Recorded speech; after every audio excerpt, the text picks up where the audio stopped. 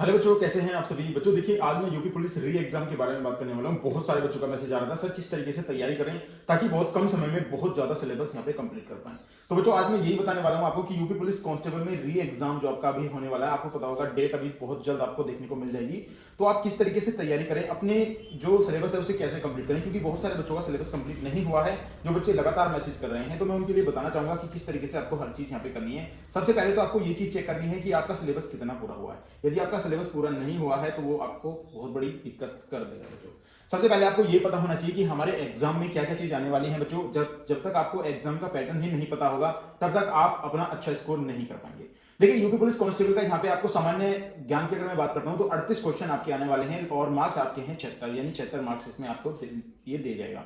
सामान्य हिंदी की बात करता हूं तो 37 क्वेश्चन आने वाले हैं, यहाँ पे 74 मार्क्स के हैं। और संख्यात्मक और मानसिक क्षमता की बात करता हूं तो 38 क्वेश्चन आने वाले हैं, ये भी 76 नंबर के हैं। और मानसिक अभिरुचि बुद्धि जो आपका रीजनिंग का होता है, तर्क शक्ति, तर्क जो क्षमता है, वो आपकी 37 क्वेश्चन है इसमें और 74 आपके इसमें नंबर रहने वाले हैं। टोटल परीक्षा की मैं बात करता हूं तो 150 क्वेश्चन आने वाले हैं बच्चों, और आपके 300 मार्क्स में से आपको यहाँ पे मिलने वाले हैं जो नंबर आपको मिलेंगे। और आपको पता होगा एक क्वेश्चन 2 नंबर का है, इसका मतलब है एक क्वेश्चन 2 नंबर का है तो बहुत बड़ा रिस्क है बच्चों। तो आपको ये चीज बिल्कुल ध्यान में रखनी है कि आपको बहुत अच्छे से स्कोर कर पाना है यहाँ पे। अगर आप बहुत अच्छे से स्कोर कर पाएंगे तो आप बहुत अच्छा तरीके से सिलेक्शन भी ले पाएंगे। अब बहुत सारे बच्चों का ये मानना है, सर हम जनरल नॉलेज जो है आपकी जीके है वो कहां से पढ़े।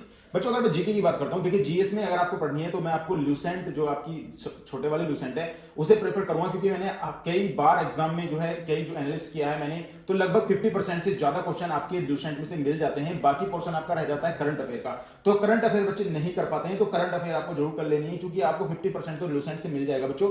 और आपका फिर करंट अफेयर का पोर्शन जो होगा उसमें लगभग आपके 5 से 6 क्वेश्चन आपको देखने को मिल जाएंगे, क्योंकि 38 क्वेश्चन में 5 से 6 क्वेश्चन आपके करंट अफेयर के जरूर मिलने वाले हैं। तो यहां से आप जनरल नॉलेज इस प्रकार कंप्लीट कर सकते हैं। बात करता हूं सामान्य हिंदी की, कि सामान्य हिंदी आपको क्या करनी है। देखिए बच्चों, सामान्य हिंदी में कुछ नहीं करना, आपको सामान्य हिंदी की बेसिक जो थ्योरी है वो चीज आपको कंप्लीट कर लेनी है। बिल्कुल डीपली आपको बिल्कुल भी नहीं पढ़ना है। बेसिक थ्योरी जो आपकी अलग अलग है, जैसे समाज की थ्योरी है, समाज क्या होता है, समाज कितने प्रकार के होते हैं, इस तरीके से आपको एक कॉपी पे अलग से लिख लेना है। और उसकी बेसिक थ्योरी आपको यहाँ पे कंप्लीट पता होनी चाहिए कि अगर कोई समास आए तो आप उसको किस तरीके से पहचान पाएंगे। यदि आपको यहाँ पे क्रिया दे दी जाए तो क्रिया क्या होती है, इस तरीके से आपको बहुत छोटी छोटी चीजें को एक अलग आपकी नोटबुक बना सकते हैं, आप उस पर अलग अलग से तार सकते हैं अगर आपको अच्छी तैयारी करनी है बहुत कम समय में। जैसे मैं आपको बता रहा हूं, ये बहुत ही अच्छा आपका यहाँ पे एक रिजल्ट देगा आपको अगर आप इस तरीके से कर सकते हैं। उसके बाद मैं बात करता हूं आपकी सांख्यात्मक और मानसिक क्षमता। अगर आपको यहाँ पे मैथमेटिक्स की मैं बात करता हूं, मैथमेटिक्स में आपको क्या करना चाहिए बच्चों, मैं जहां तक आपको बताऊंगा आपको बेसिक पढ़ना चाहिए। अगर आपका बेसिक यहाँ पे कंप्लीट है तो आपको कोई दिक्कत इसमें नहीं आने वाली है। बेसिक करनी है वो अभी आप आगे आपको वीडियो में बताऊंगा किस तरीके से पेपर एनालिसिस करना है, पिछले पेपर कैसे एनालिसिस करने हैं। अभी फिलहाल यहां से बात करते हैं तो आपको बिल्कुल बेसिक चीजें पढ़नी है। जैसे आपका ट्रेन हो गया, सिंपल इंटरेस्ट हो गया, आपका परसेंट हो गया, आपका कंपाउंड इंटरेस्ट हो गया। तो ये कई सारे जो चैप्टर हैं वो एक दूसरे को रिलेट करते हैं, और रिलेट का मतलब है यदि आपको परसेंटेज आपने अच्छे से पढ़ लिया तो आप लाभ हानि प्रॉफिट एंड लॉस को भी बहुत अच्छे से कर पाएंगे, आप सिंपल इंटरेस्ट को भी बहुत अच्छे से कर पाएंगे, आप कंपाउंड इंटरेस्ट को भी बहुत अच्छे से कर पाएंगे, आप क्षेत्रमिति को बहुत अच्छे से कर पाएंगे। बहुत सारे सवाल आपके यहां से कवर हो जाएंगे। तो एक बार अच्छे तरीके से उसका जो बेसिक कॉन्सेप्ट है उसको आपको क्लियर करना है। अगर बेसिक कॉन्सेप्ट आपका क्लियर नहीं है तो हो सकता है आपको सवाल निकालने में थोड़ी सी प्रॉब्लम हो जाए। बात करता हूं यहां पे मैं आपकी मानसिक अभिरुचि और आपकी रीजनिंग जो आएगी। देखिए, रीजनिंग में मैं आपको बता दूं, मानसिक अभिरुचि का मतलब ये है यदि आपको एक चीज आपको दे दी है और उसके प्रति आप एक अच्छे तरीके से सोच पाते हैं तो आपकी मानसिक अभिरुचि बहुत अच्छे से जाएगी। जैसे मान लिया आपको कोई बता दे कि आप कहीं खड़े हैं और आपको किसी ने एक्सीडेंट कर दिया है तो आपका फर्स्ट कर्तव्य क्या होगा।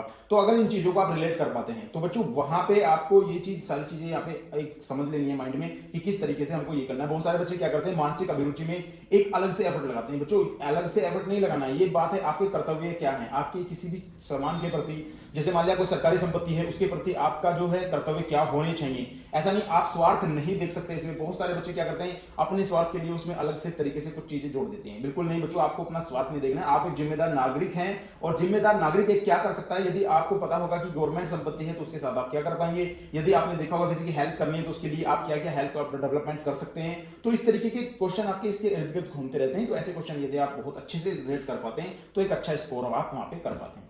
बात करते हैं रीजनिंग की। तो रीजनिंग में बच्चे बहुत सारे परेशान है, सर ऐसी रीजनिंग आ गई। बच्चों, मैं बता रहा हूं आपको रीजनिंग बहुत ही ज्यादा आएगी। यहां पे मैं आपको एक चीज बता दूं, यहाँ पे 37 क्वेश्चन आपके दे रखे ही हैं, यानी कि दिखाने के लिए, यानी सिलेबस में। लेकिन मैं आपको बताऊंगा कि 55 क्वेश्चन आपको रीजनिंग के मिलेंगे। वो क्यों मिलेंगे? क्योंकि मैथमेटिक्स में भी रीजनिंग के क्वेश्चन डाल देते हैं जो आपके लिए ईजी हो जाएंगे। ये नहीं है कि ये क्वेश्चन इतने ही आएंगे, आपके रीजनिंग में क्वेश्चन आ जाएंगे तो लगभग ऐसा लगेगा आपको जैसे 55 नंबर की हमने जो है रीजनिंग की है। तो बहुत अच्छा स्कोर आप रीजनिंग में कर पाएंगे। लेकिन रीजनिंग के हर चैप्टर का आपको बेसिक कॉन्सेप्ट आना चाहिए। अगर आपको नहीं पता है सिलेबस में रीजनिंग में क्या क्या पूछा जाएगा, मैथ में क्या क्या पूछा जाएगा, जनरल नॉलेज में क्या क्या पूछा जाएगा, हिंदी में क्या क्या पूछा जाएगा, तो आप हमारे टेलीग्राम चैनल को ज्वाइन कर सकते हैं। वहां पे मैंने पूरी पीडीएफ डाल रखी है जिसमें आपको एक एक चीज वहां पे समझ में आ जाएगी। आप वहां से चेक करके और अपनी बुक उठाना है आपको और बुक में से वो चीज पढ़नी है।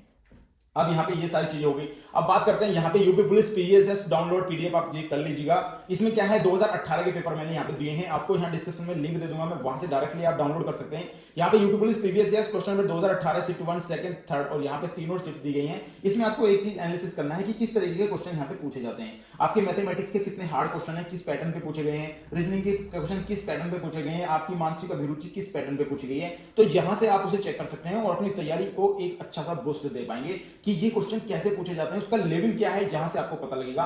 लेवल जब तक आपको नहीं पता होगा, लेवल आपको बिल्कुल पता करना पड़ेगा। तो मैं मान रहा हूं आपका बिल्कुल बेसिक कॉन्सेप्ट अगर आपका क्लियर है तो आप इन सारे क्वेश्चनों को रिलेट करके और बहुत अच्छे से कर पाएंगे। तो यहां से आप कर लेना है। अगर आप डायरेक्टली जाना चाहते हैं तो गूगल पे आप सर्च करेंगे UP police PVS question paper, आपको ऑलरेडी वहां पे दिख जाएंगे। आपको डाउनलोड करके उनको सोल्व करना है। सोल्व करने का मतलब ये नहीं है कि आपको उसमें नंबर देखने हैं, आपको सिर्फ ये देखना है एग्जामिनर ने इसमें क्या क्या चीज ऐसी पूछी थी जो हमें नहीं आती है, तो उस पर आपको फोकस करना है। ये चीज आपकी होनी चाहिए। अब बात करता हूं यहाँ पे, फिर उसके बाद आपको 17 फरवरी 2024 और 18 फरवरी 2024 के 2 शिफ्ट में यहाँ पे पेपर हुए थे।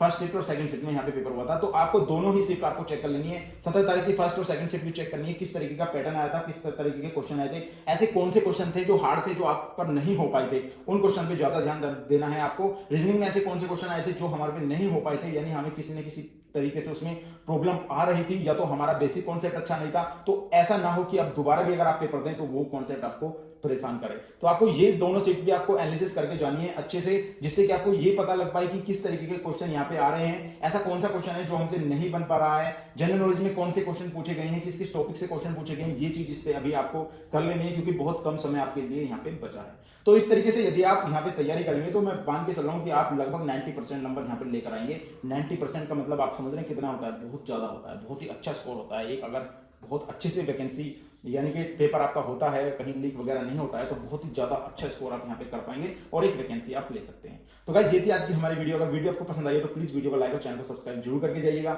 मिलते हैं गाइस नेक्स्ट वीडियो में, तब तक के लिए